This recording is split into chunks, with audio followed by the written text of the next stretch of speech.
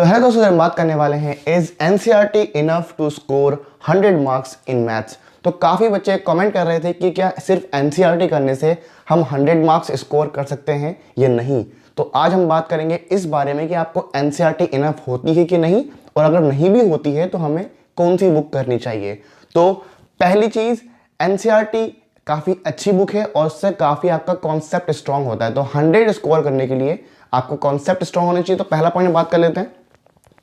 पहला पॉइंट है understand concept. अगर कॉन्सेप्ट स्ट्रांग है तो आप 100 मार्क्स स्कोर करने की तरफ बढ़ जाते हैं। लेकिन सिर्फ कॉन्सेप्ट समझना ही काफ़ी नहीं होता है, उसके साथ साथ काफ़ी चीज़ें भी करनी पड़ती हैं। जैसे कि सेकंड पॉइंट हमारा जो है प्रैक्टिस। कॉन्सेप्ट समझने के बाद आपको प्रैक्टिस भी करनी काफ़ी ज़रूरी होती है और प्रैक्टिस की कोई लिमिट नहीं है। आप जितना प्रैक्टिस करेंगे उतना अच्छा होगा। तो ये दो रूल हैं, पहला कि कॉन्सेप्ट समझो, दूसरा है प्रैक्टिस करो। अब इन रूल्स को कैसे हमें अप्लाई करना है और कौन सी बुक को करना है उसके बारे में बात कर लेते हैं। तो पहली चीज़ है हमारे पास है NCERT is important for concept. तो एनसीईआरटी इनफ तो नहीं है लेकिन इंपॉर्टेंट है, क्योंकि उससे आप कॉन्सेप्ट समझ पाते हैं। ठीक, तो आप सिर्फ एनसीईआरटी करके 100 मार्क्स स्कोर नहीं कर सकते, लेकिन एनसीईआरटी ज़रूरी होती है कॉन्सेप्ट समझने के लिए। लेकिन कॉन्सेप्ट समझना भी काफ़ी नहीं है, आपको और कॉन्सेप्ट को स्ट्रॉन्ग भी करना पड़ता है। तो सेकंड बुक है हमारे पास NCERT exemplar is for making your concept stronger. तो आपको अपने कॉन्सेप्ट को और स्ट्रॉन्ग करने के लिए एनसीईआरटी एग्जाम्पलर भी करनी पड़ेगी। तो जैसे आपसे मैंने कहा कि एनसीईआरटी इनफ नहीं है, तो उसके बाद आपको एनसीईआरटी एग्जाम्पलर भी करनी पड़ेगी। अगर आप सिर्फ एक ही बुक करना चाहते हैं तो उसी को कर लीजिए, नो प्रॉब्लम। आप एनसीईआरटी को ही 2-3 बार कर लीजिए तो वो भी काफ़ी है, एग्जाम्पलर करने की ज़रूरत नहीं पड़ेगी। लेकिन अगर आप बार बार एक ही क्वेश्चन से बोर हो रहे हो तब आप एनसीईआरटी एग्जाम्पलर पे जाइए। ठीक है, तो अगर आप एक ही बुक को 2-3 बार कर सकते हो तो करिए, या फिर एनसीईआरटी एग्जाम्पलर करिए। सिंपल रूल है। उसके बाद थर्ड स्टेप है आपके पास जो है R S Agarwal is for practice, या फिर हम आरडी शर्मा भी ले सकते हैं, लेकिन आरएस अग्रवाल में थोड़े कम क्वेश्चंस होते हैं तो हम इसलिए इसको कंसीडर कर रहे हैं।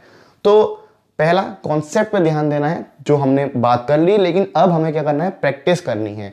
तो प्रैक्टिस भी काफ़ी ज़रूरी है और उसके लिए हमें और एक्स्ट्रा क्वेश्चंस चाहिए होंगे। तो उसके लिए या तो आप आरएस अग्रवाल या फिर आरडी शर्मा कर सकते हो। काफ़ी ढेर सारे क्वेश्चंस होंगे, तो सिर्फ उन्हीं क्वेश्चंस को करो जो एनसीईआरटी में मेंशन नहीं है, क्योंकि आप एनसीईआरटी ऑलरेडी कर चुके हो।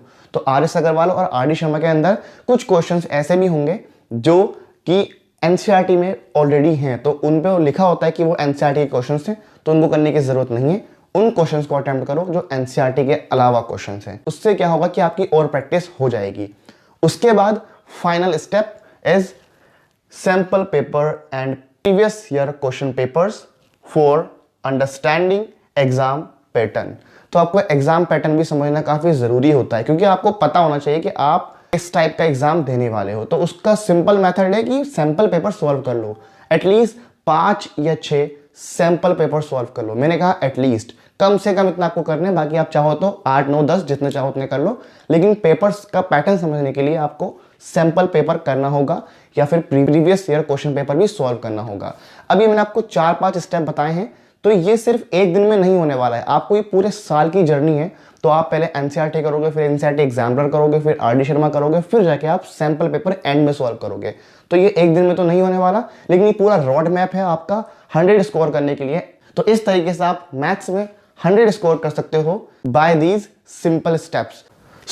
तो ये थे आज की वीडियो। तो उम्मीद है आपको पसंद आई। पसंद आए तो वीडियो को लाइक कर देना, साथ में चैनल को सब्सक्राइब भी कर देना। अगर आपको इसके बारे में और जानना है तो आप मुझे कमेंट कर सकते हो ताकि मैं उस पर वीडियो बना पाऊँ। तो मिलते हैं आपसे अगली वीडियो में, तब तक के लिए all the best. Thanks for the watching, piece.